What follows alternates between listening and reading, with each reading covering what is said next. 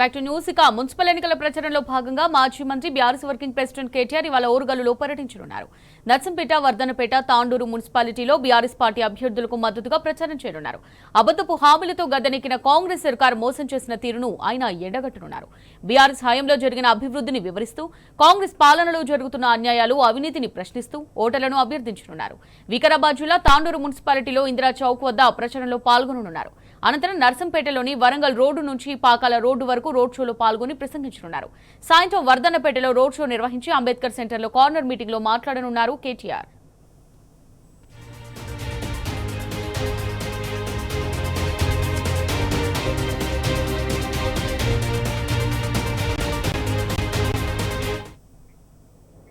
Right. ఇక దీనికి సంబంధించి మరిన్ని డీటెయిల్స్ వికారాబాద్ జిల్లా తాండూరు మున్సిపాలిటీ నుంచి మా రిపోర్టర్ మహేష్ లైవ్ ద్వారా అందిస్తారు.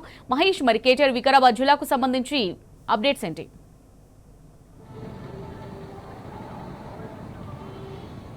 అమూల్య, బీఆర్ఎస్ వర్కింగ్ ప్రెసిడెంట్ కేటీఆర్ మరి కాసేపట్లో వికారాబాద్ జిల్లా తాండూరులో పర్యటించనున్నారు. మున్సిపల్ అభ్యర్థులకు మద్దతుగా ఈరోజు ఎన్నికల ప్రచారం నిర్వహించినారు. ఇందిరా చౌక్ వద్ద ఇక్కడ కార్యకర్తలు కావచ్చు ఉన్నారు. ఇక ఇప్పటికే చూడొచ్చు, తాండూరు పట్టణం అంతా కూడా గులాబీమయమైన పరిస్థితి కనిపిస్తూ ఉంది.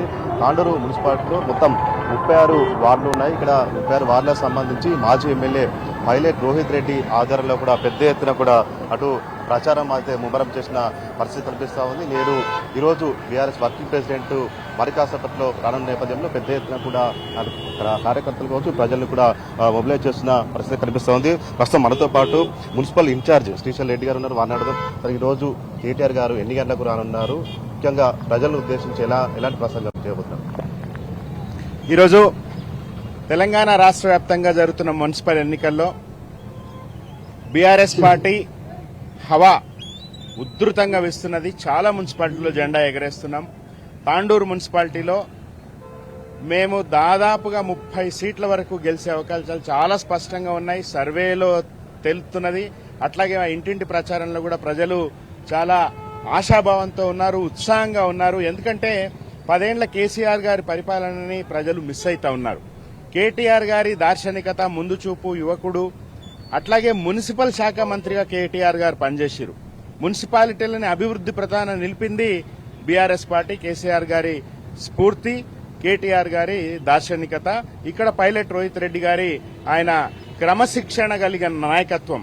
కాబట్టి ఈరోజు తాండూరు మున్సిపాలిటీ మరొకసారి బీఆర్ఎస్ జెండా ఎగరేస్తుంది. ఇక్కడ మా మున్సిపల్ చైర్మన్ అభ్యర్థి పట్ల విజయ పథంలో దూసుకుపోతా ఉన్నారు. ఖచ్చితంగా ఈరోజు కేటీఆర్ గారు ఆయన ఇచ్చే సందేశం కోసం తాండూరు ప్రజల తెలంగాణ యావత్తు చూస్తా ఉన్నది. ఎందుకంటే చెప్పింది చేసింది కండ్ల ముందు కనపడతా ఉన్నది. కాబట్టి ఈరోజు ప్రజలు నమ్ముతున్నారు. కాంగ్రెస్ పార్టీ ఈ దేశాన్ని ఇన్ని సంవత్సరాలు పరిపాలించింది. తెలంగాణను కూడా వాళ్ళు గత 3 సంవత్సరాల్లో ఎన్నడూ లేనంత 100 సంవత్సరాల వెనక్కి తీసుకుపోయినారు. రేవంత్ రెడ్డి గారు కూడా ఇంకొక ఫన్నీ విషయం ఏంటంటే, రేవంత్ రెడ్డి గారు కూడా మున్సిపల్ శాఖ మంత్రి, కానీ మున్సిపాలిటీలో ఉన్న మురికంతా ఆయన నోట్లోనే ఉన్నది. నిన్న కూడా చూసినాం, ఒకటి పరిపాలన చక్కగా లేదు, అందరినీ బూతులు తిట్టడం, తర్వాత ఆయన మీద ఉన్న కేసులకు సంబంధించిన పత్రాలు కూడా మొత్తం కాలిపోయేలాగా ఆయన కుట్ర చేసిండు నిన్న. ఈ రోజు పూర్తిగా రేవంత్ రెడ్డి గారి మీద విసిగి వేసారిపోయినారు.